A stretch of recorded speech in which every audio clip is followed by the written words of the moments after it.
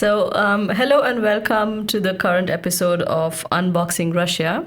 My name is Pradnya Bivalkar, and together with Ekaterina Schulmann, we are trying to unbox the complexities that involve not only Russia, but sometimes also India. The whole point of doing this program was to scratch the surface and look at the bigger reasons and causes and not just the symptoms. So we've done that a few times in the past, and we hope to continue to do this in the future after having returned from a brilliant summer break, a long summer break, well-deserved summer break. Our previous episode was recorded and published in July, I think in beginning of July. Well, a few weeks ago, but inexperienced podcasters, we haven't properly told the audience that was the end of one season and that we're going on a summer break. But now that it's the end of August and we're returning from a summer break and the new season is being started, this is the official, I would say, the pilot episode of the second season of this incomparable source of information and food for thought on all things Russian and Indian. And as Pradnya has said, we try to analyze the workings of autocracies, the transformations they're going through. And of democracies. Of democracies, but we are both political scientists. My specific field is autocratic political regimes. So I'm very careful when I talk about democracies because they are different. But we also know that autocracies pretend to be using democratic institutes and processes. And sometimes during this pretense, they morph in a more democratic direction. Sometimes the opposite thing happens, which is unfortunately most likely is the case with Russia. So, as they say on Facebook statuses, it's complicated. And today we are going to add to the complexities by first catching up with the things that happened. A lot has happened, and a lot is happening right now as we talk in the Russian field. And we'll also try to understand why is this actually happening and what consequences will all this entail. August has, I would say, a mythical status in the Russian superstitious mind. Bad things are supposed to happen in August. Okay. Yes, I don't know why, because actually it's kind of a quiet and harvesting month where people share the cucumbers and zucchinis they have grown with their neighbors, and generally they have vacations. But since 1991, when the attempted coup happened in the Soviet Union and shortly after Soviet Union disintegrated, August is supposed to be the month when things happen. Well, not necessarily bad things, although catastrophes and terrorist attacks also happen during August. A year ago, Yevgeny Prigozhin, the rebel warlord, exploded in flames high up in the air above Tverskaya Oblast. So this kind of confirmed the fame and the reputation of August in the Russian mind. For a poetic Indian mind, though, August is something which we are very emotional about, because August is the month. 15th of August 1947 was the day when India got its independence from Britain. And so, 78 years and counting, it's quite a feat for a country of the size of India. After having gone through all that it has gone through, a bloody partition, quite literally a bloody partition of the subcontinent. Thankfully, democracy is still alive, kicking, of course, with its own set of problems, but trying to look at the half glass full kind of a scenario. You are certainly still the largest democracy in the world with your own peculiarities. I think we mentioned them a few times, and perhaps we'll mention August them is something as that well. One is very fond of if you are like a very good. Indian at Is heart. it a very hot month? It depends on which part of India you're in. So where I come from, August is a month where it rains without any breaks. So where the town where I come from, or the city where I come from, in the past month there have been like days at a stretch, like 4 days, 5 days, 6 days without a respite of rain.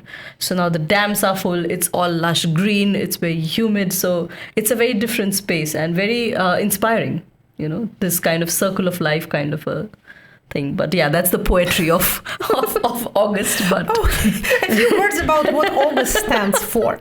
So, coming back to the political events of the month. August started with the largest prisoners exchange ever to happen in post-Soviet Russia. 24 people, prisoners, 24 prisoners have been returned to their families. And these 24 people, this group, can be divided into 3 subcategories. Although, as we'll explain a bit later, these categories overlap. There were American citizens, there were German citizens, and there were Russian political activists, political actors, journalists, anti-war activists who have been sentenced to various terms of various length by the Russian law enforcement system.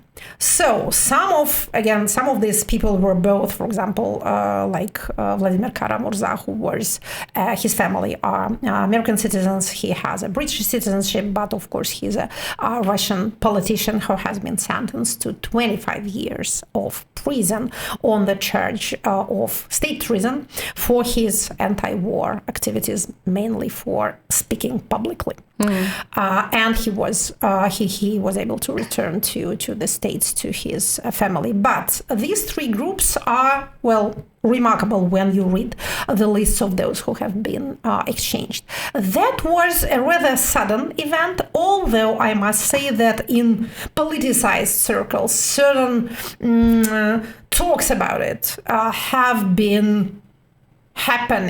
been going on, especially since after the death or murder of Alexei Navalny in February. His team, his comrades have been publicly saying that there was an exchange talk. There were various coordination efforts between the government of Russia and Germany for the release of Alexei Navalny. And their theory was that he was intentionally killed so that the Russian government wouldn't have to release him. Again, we don't have full proof whether it's true or not, but it seems very likely that this whole exchange activity was engaged in by the governments of United States and Germany for the sake of Navalny and for the honor of his memory. If they couldn't get him out, they still wanted their citizens, American citizens and German citizens, who have been seized just to replenish what we now cynically call the exchange fund. Unfortunately, we got so used to this, well, pretty barbaric method of conducting international relations that whenever one hears of a foreign citizen being sentenced to something for imaginary crimes, the thing we are thinking first is not how horrible that is, but the exchange fund again. So maybe there's going to be a second round of these exchanges. Are you already hearing some chatter on that? This is a very delicate process. So, frankly speaking, the less we speculate about it in public, the better. But again, as a person who is not involved, but who is watching all this, I must say that contrary to the opinion of some of my colleagues who think that so numerous an exchange has closed this opportunity, this venue for quite some time to come, I think that the opposite is true.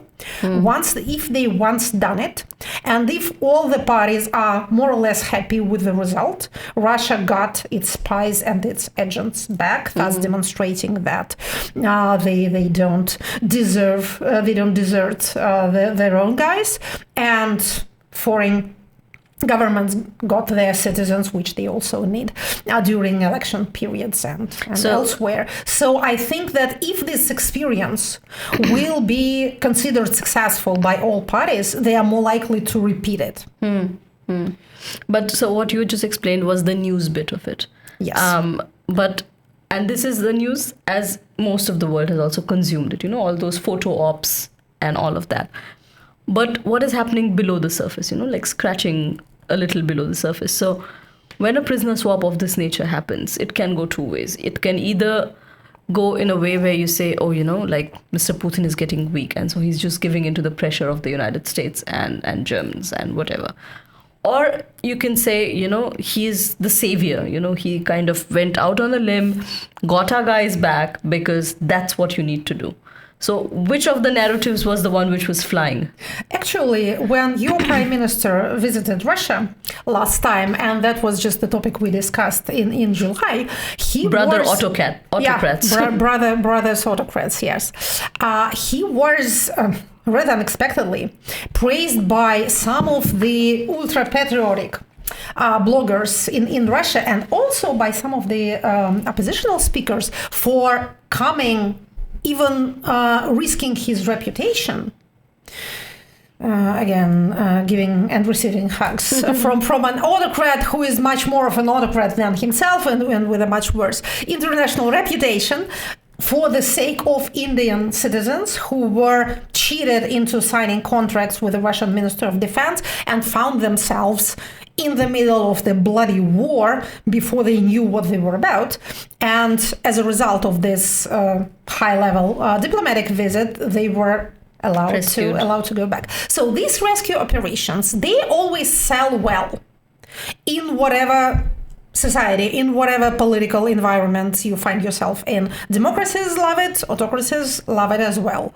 So if you control the public sphere, if you control the informational space, you can sell yourself well as a person who saved your own people.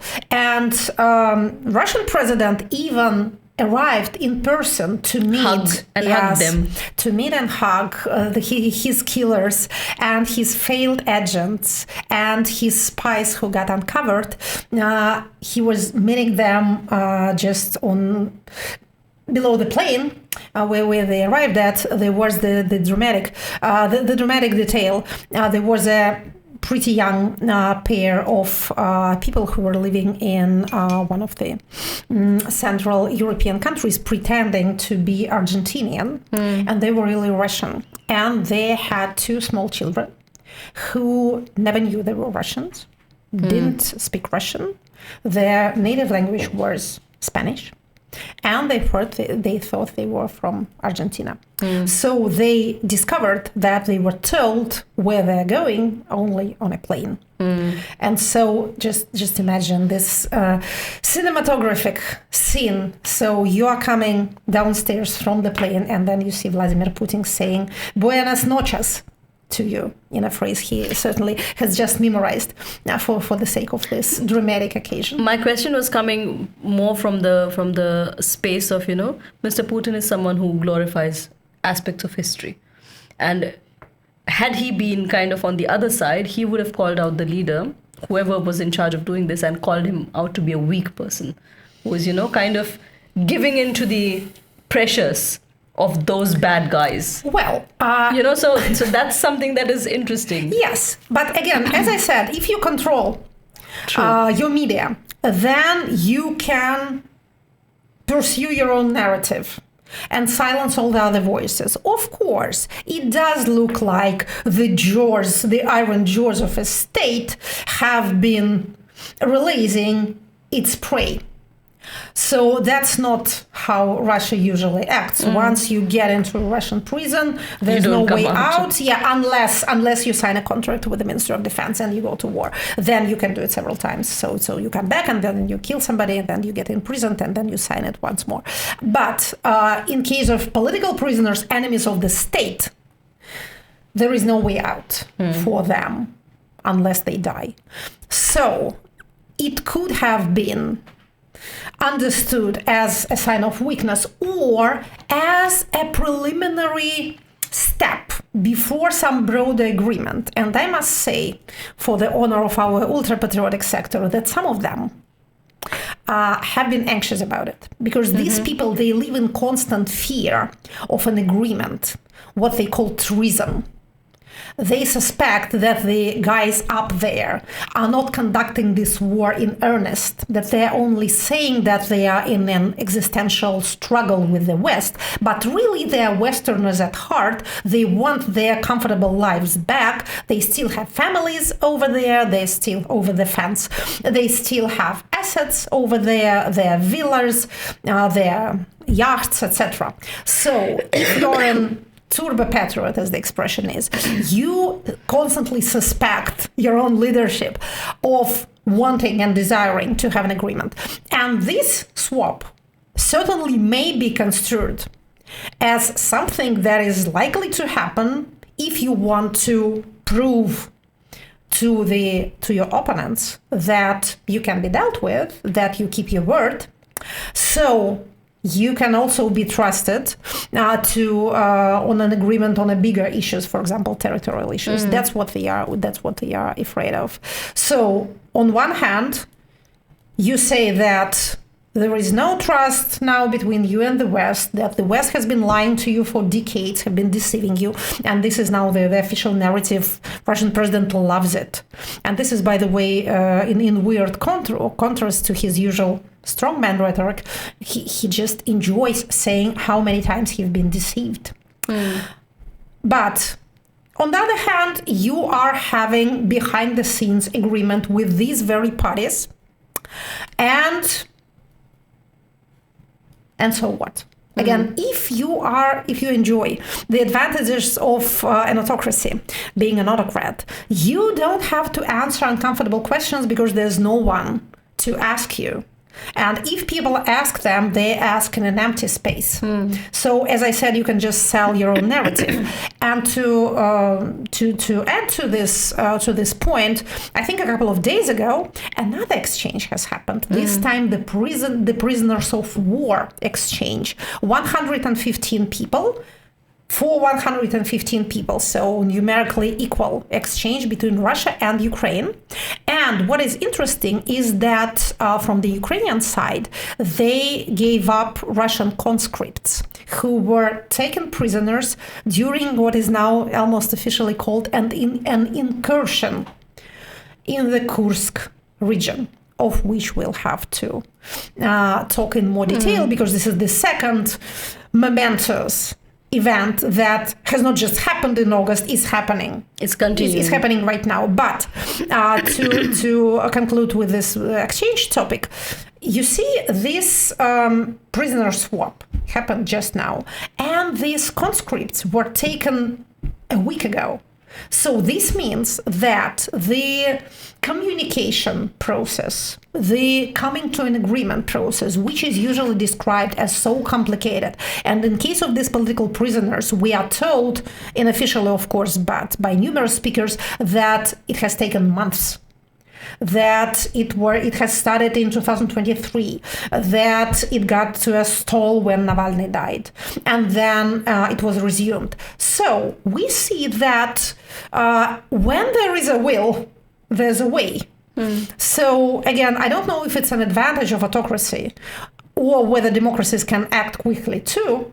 I guess they can when they give themselves the trouble, but with all due respect to this highly inflammatory, anti-Western and aggressive rhetoric, whenever business comes to business, they can do things quickly and, again, without explaining it to anyone.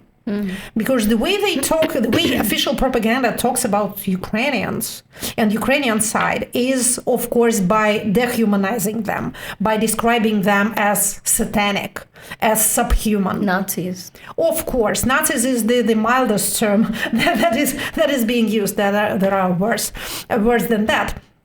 But again, when they need to, they can talk to them. I'm going to kind of, follow up on this business aspect and, getting to having the motivation to get the things done that need to be done. So a lot of it is also in a democratic setup. A lot of this, what needs to be done, is driven by public opinion. It is also driven by wanting to hold your leadership to certain accountability. Saying that this is what you promised in the run-up to the elections, now is the time you deliver. But that is not something that is happening in Russia's case, at least on the superficial level. But sometimes I wonder if things like these are happening because, Mr. Putin also has to make sure that he's not taking too many risks with the fire in terms of his public appeal, or his public image.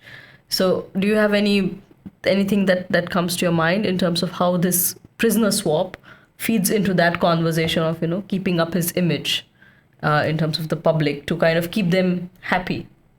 Happy is the wrong word, but, kind of keep them contented. Satisfied, content, I think is a better term. Well, we have an even larger example or an even larger experiment to understand the tricky point of how far are you accountable or not accountable to the public and the outside world if you are an autocrat.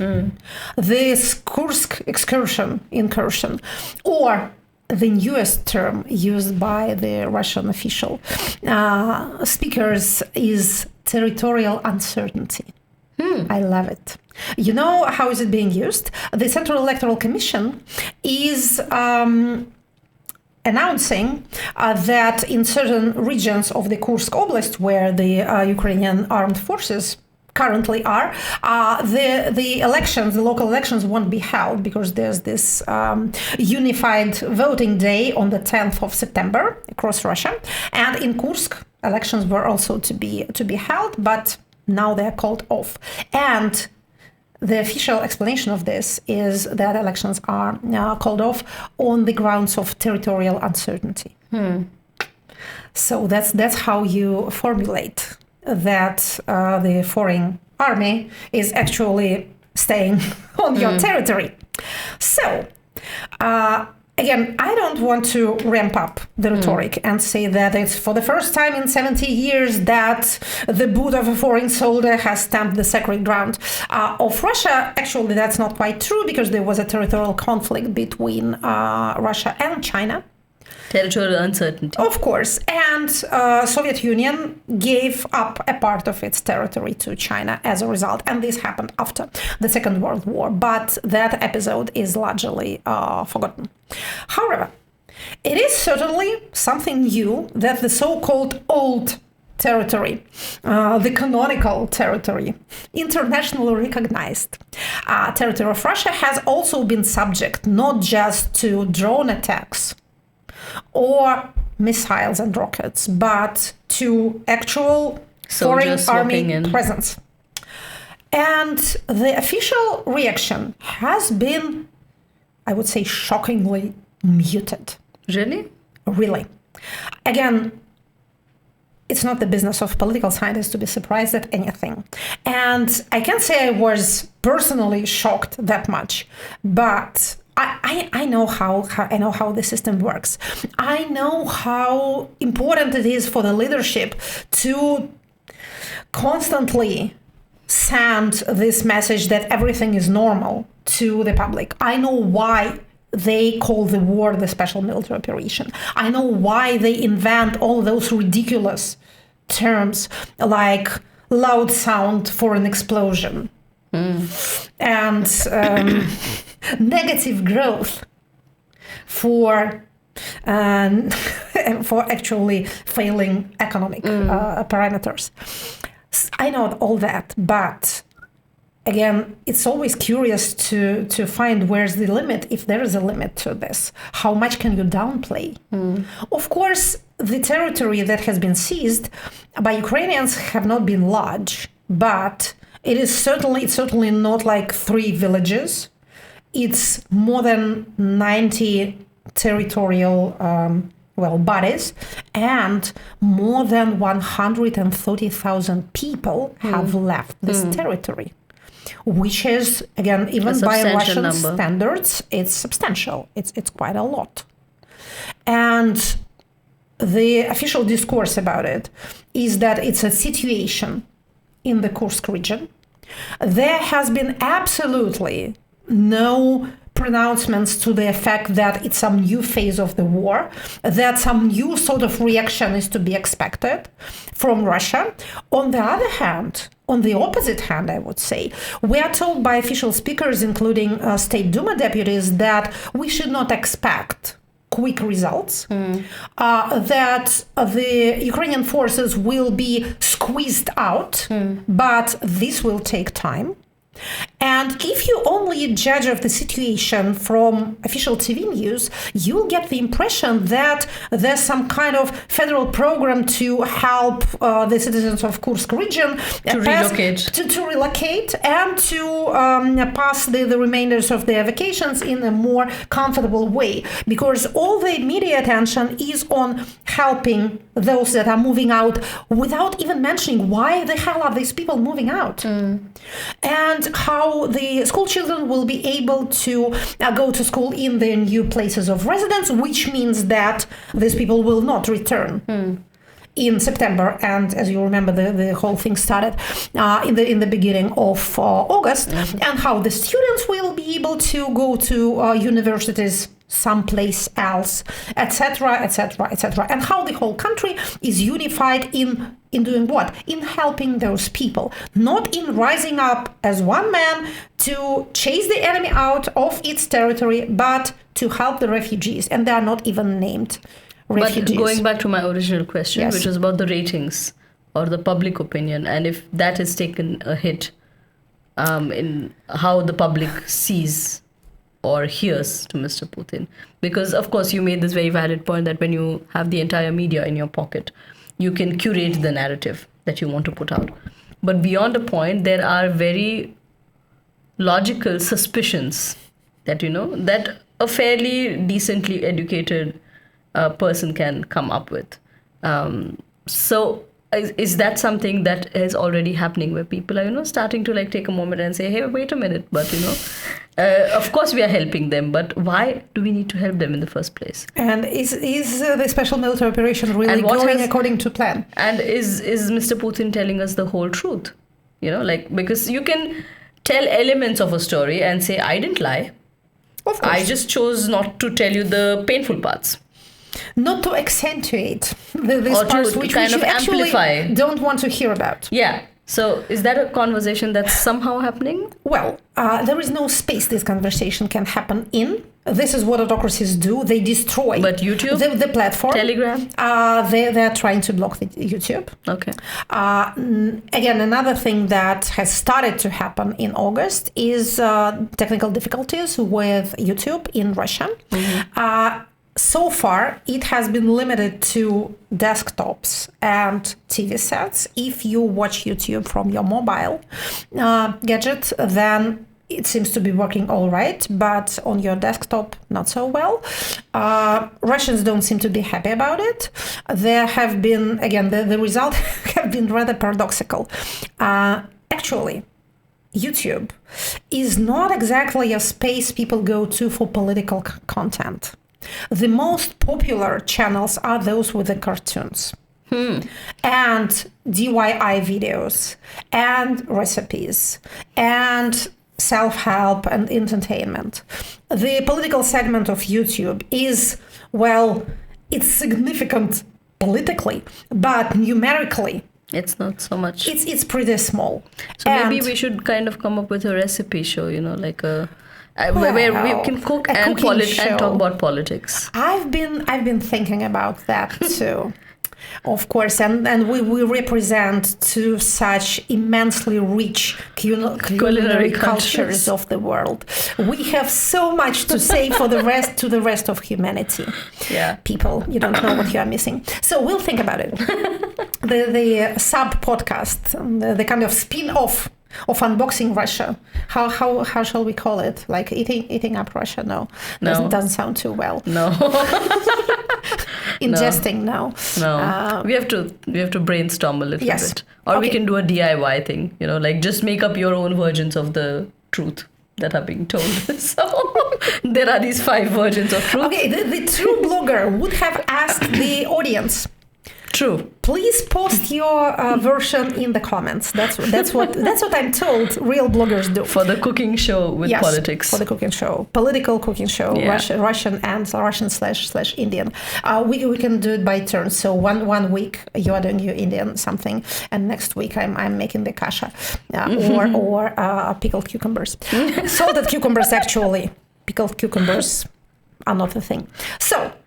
Going back with an effort of will, going back to the and not drooling about food. Yes, to the political stuff. So, the ratings. Yeah, YouTube's. What happened with this meddling of the Russian authorities? There have been a significant drop in views on the most popular channels on YouTube, which show you cartoons, but political channels experienced an upsurge of views. I have experienced it myself, although I haven't been posting a lot during the last month. So the effect has been completely counterproductive. They're angering the parents who need to keep their kids quiet while they, I don't know, clean the kitchen. And now they can show them this Masha and the Bear cartoon on the platform of their choice, while the pernicious and subversive foreign agents enjoy the increase in the number of views, subscribers, and consequently their revenues. Yeah. So, but good for you. That's not the way I wanted to increase the number of my followers. However, barring YouTube and Telegram, God bless it, and keep Pavel Durov safe and free as soon as possible for the sake of us all, there is no public space for genuine public discussion. There is no parliament, there are no parties, there are no places where you can go to and hear people, for example, experts talk and ask questions. There is no free media, etc. So what is happening nonetheless is the following. We have various markers using which we can try to understand what's going on in the public mind. In the absence of all the things I have listed, we still need to follow the dynamics of Russian public opinion. So how do we do that? Direct questions. Do you love the president as he deserves to be loved? Don't yield much of valid information, although we'll later come even to that, because when big things happen, even this pretty stable parameter shows some kind of instability, fluctuations. Yes, but we have media consumption. We have searches for certain words on Yandex, which is the Russian national search engine, and on Google. We have the rating of anxiety, which is weekly published by the Public Opinion Foundation, and they ask this question whether people around you are more anxious or more calm. And this is a significant marker, because it's easier for a respondent to talk about other people than to talk about himself or herself. So these are the parameters that we are watching. So what happened?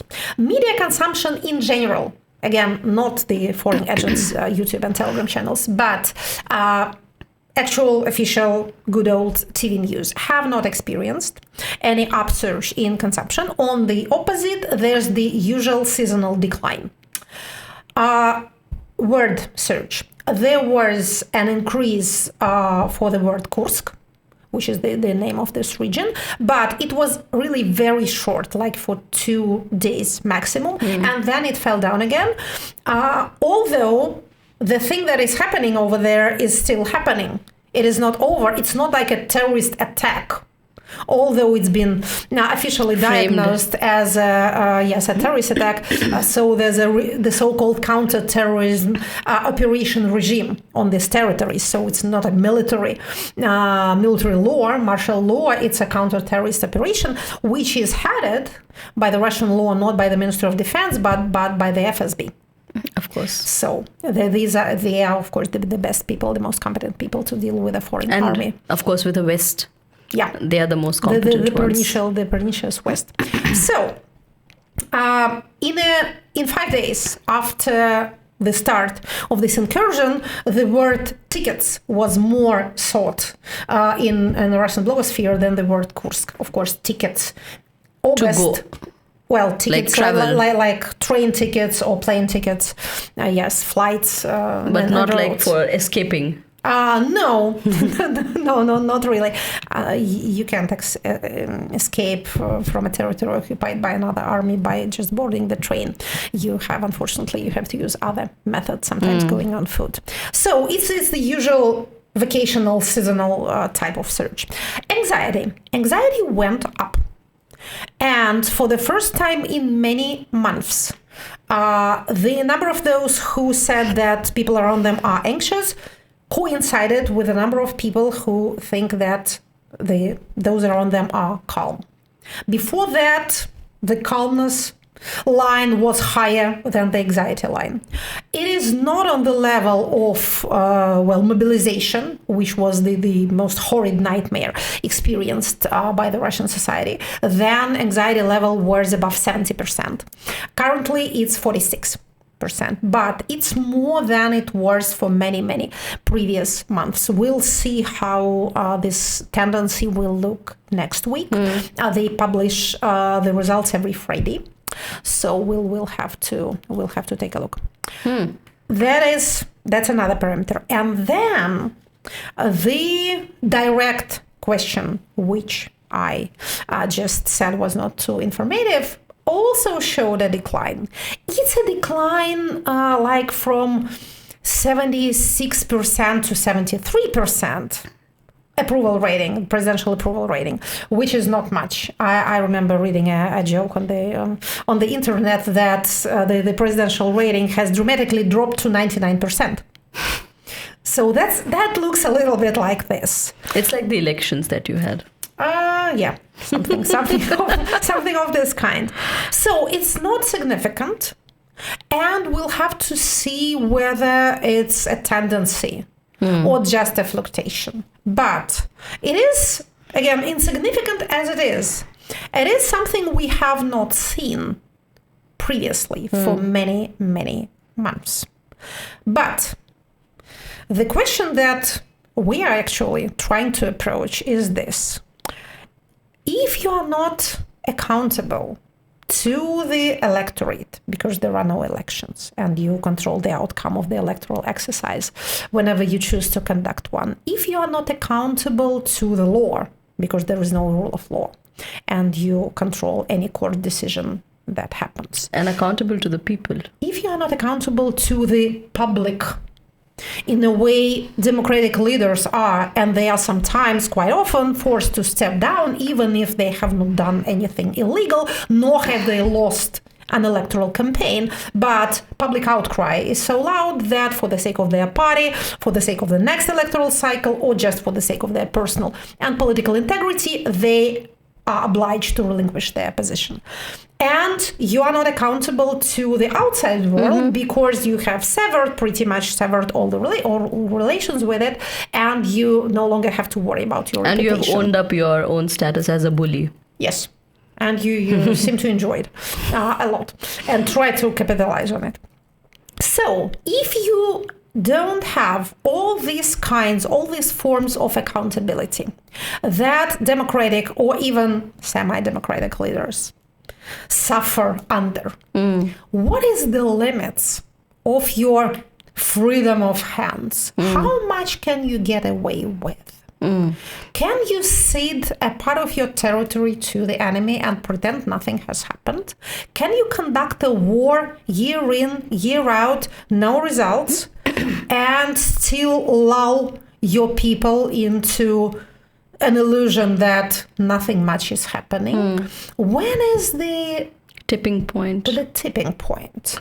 So I can talk about it a little bit from the Indian context also, in terms of the accountability aspect.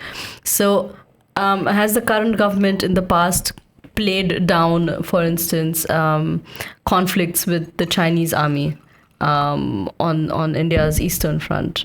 They have, because they didn't. This was just before, towards the elections, just in the run up to it, and saying that it was happening would have probably cost them more. So that you just don't say it. You just say it's been taken care of. So you don't deny it. You don't say we are doing a lot. You just say, well, it's been taken care of.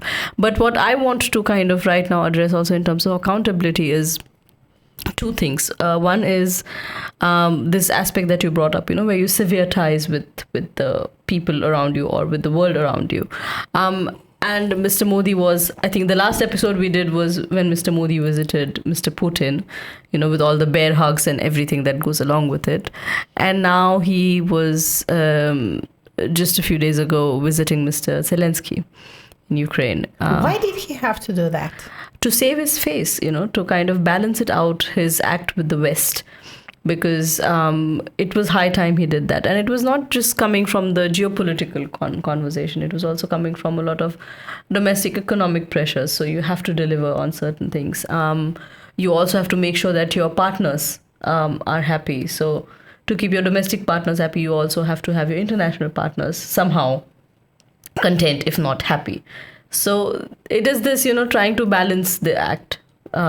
So he visited Poland. He also visited Ukraine.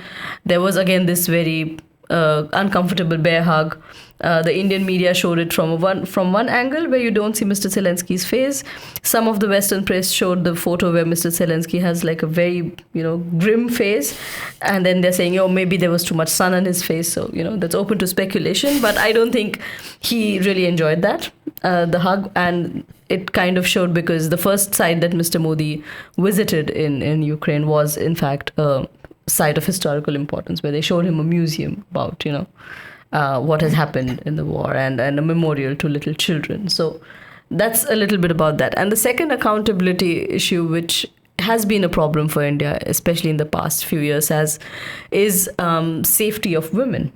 Mm-hmm. So a few days ago, at the beginning of the month, there was a very well reported about rape case in the eastern part of India, in Calcutta, where a young doctor who, after completing a 36-hour shift, which is inhuman for a human body to kind of endure, who, for a lack of resting space for women, was taking, a nap in a classroom. And on the next day, she was found raped and murdered. And that created a huge outcry amongst people. And there were a lot of protests. So is there dissent in a system? There is.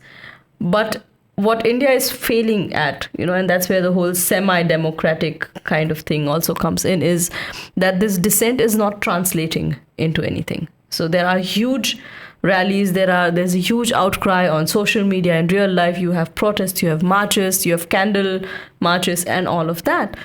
You can do that. Yeah, but it doesn't change. It doesn't change much for us. Well, it focuses the public attention on the fact that this is not normal. Yeah, but it has to translate into something. Yes, in a healthy democracy. In a healthy democracy, regardless of which side of the political spectrum you're sitting on, you have to call things that are wrong. So a rape, in whatever culture, whatever value system you are in, is not something which is okay. And they acknowledge that somehow, but they also politicize a rape victim. They also politicize, things like, of course, she should not have been resting there. Uh-huh. So there is this. So it somehow was her own fault, right? It's always the woman's fault, wherever you look. So I think there is this challenge for the Indian democracy, regardless of which party is ruling. If the democratic setup really wants to make the progress that it set out itself, carved out itself, the whole exercise a few years ago, 78 years ago to be precise, they're not making progress as much as they should be. And that is something which is concerning, because if you look around, the quality of life for a lot of regular citizens has not improved significantly. The economic well-being, maybe yes, but the quality of life, the safety that it should go along with, also in a healthy democracy, In the language of political science, this is called coming from articulation of interests to agglomeration of interests, according to Elmont. And again, according to Elmont, this is the second step. It's the function of the elite. Yeah. So people or media or social groups express their desire or their lack of something or their dissatisfaction with something, but it's the business of the elites to reformulate this dissatisfaction in the language of political decision, in the language of a policy proposal. And if that is not happening, it means that the connection is not effective, the connection between society and political elites. So in terms of accountability, what does that mean? So I think there have been instances in the past, also unfortunately similar rape cases where they set up like tribunals, the process was rushed through, there were sentences that were handed out to the perpetrators and all of that. But there has to be a next step. You have to learn something from that mistake. And we are not doing that. And so there is this huge disconnect in the two sides that you just mentioned. So I think, is India a democracy? It's a faulty whatever. Even in what you described, there are clear signs of democratic political process. But my problem is that the democratic leadership of a country like India is not taking their democratic role seriously. Of holding themselves accountable to what needs to be done. And if, on the other hand, you are not accountable to anyone, whom you are in the end accountable to, if we try to answer the question that we have posed, this brings us back to this subject of political elites. In an autocracy, you can get away with doing a lot of things, again, because you don't have to answer to the law, you don't have to answer to the electorate, you don't have to answer to the press, and you don't have to answer to the international community. But you still are surrounded by those whom your power is really based on. There's the term electorate, and there's another term selectorate, those who select, those who make choices. And these are the elites. So the more you isolate yourself from the outside world and from your own citizens, from your own country, the more you are dependent on your, again, if the worst comes to the worst, to your Praetorian Guard, to people who physically surround you and can cut your head off if they choose to. More broadly, you are dependent on your elites. And in case of a highly repressive autocracy, which bases its legitimacy on force, you are dependent on your siloviki community. I love that this Russian word is now an international recognized term. So the question, how much can you get away with, is the question what your elites will be satisfied with.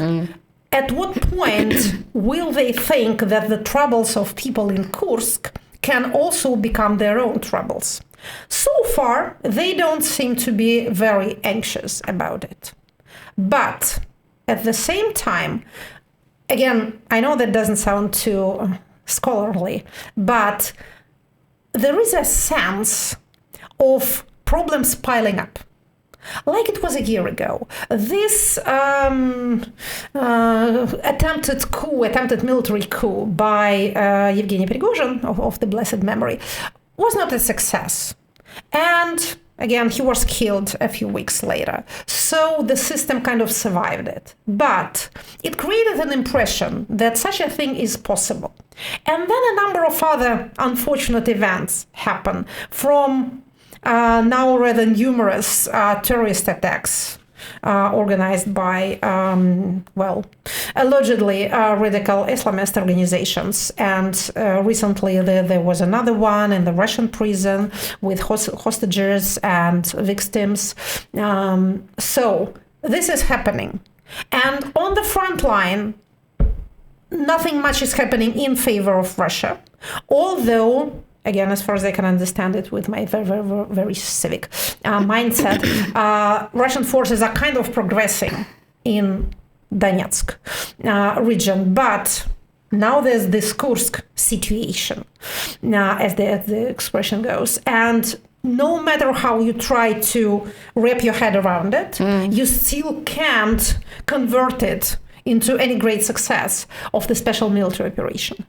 And this, again, statistically insignificant drop in approval ratings, approval levels, may add to the general atmosphere of, if not of defeat, at least of anxiety. I can't come up with a better term. It is certainly not yet dysfunction or panic or defection, but it is anxiety.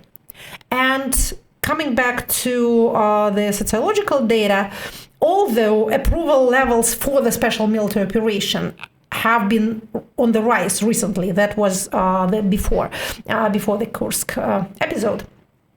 But also on the rise was the number of respondents who thought that it is now time to come to an agreement. The question was whether a special military operation should proceed or should we start negotiating. And the number of people who speak in favor of negotiation was at all times high, which created this kind of paradoxical picture, like we approve of everything. The special military operation is going very well for us, because these levels were also pretty high, but it needs to stop as soon as possible. And on top of that, Kursk happened. So I'm afraid we'll have to talk more about it during our next episode. But maybe this is also a point to invite people who are watching this to, kind of leave an impression in the comments as to what do you think is a point of time where you say this is enough, for people to say that, we have been looking away for a while for a variety of reasons, sometimes also out of looking out for yourself. But there comes a point of time, which is the tipping point, and where you say, now enough is enough. So if you have any thoughts, it would be interesting to know. Also for me, who's a Russia watcher, but finds it complex every time we speak about it. So yeah, and of course, in the next episode, which will not be after such a long break, because the summer is unfortunately, the break is over, the summer hopefully not, just as yet. So we'll try to keep the tempo of doing this every 2 weeks. So yeah, thank you for joining us. And if you have any thoughts, ideas, let us know. We are happy to talk about it as well. Thank you. Thank you.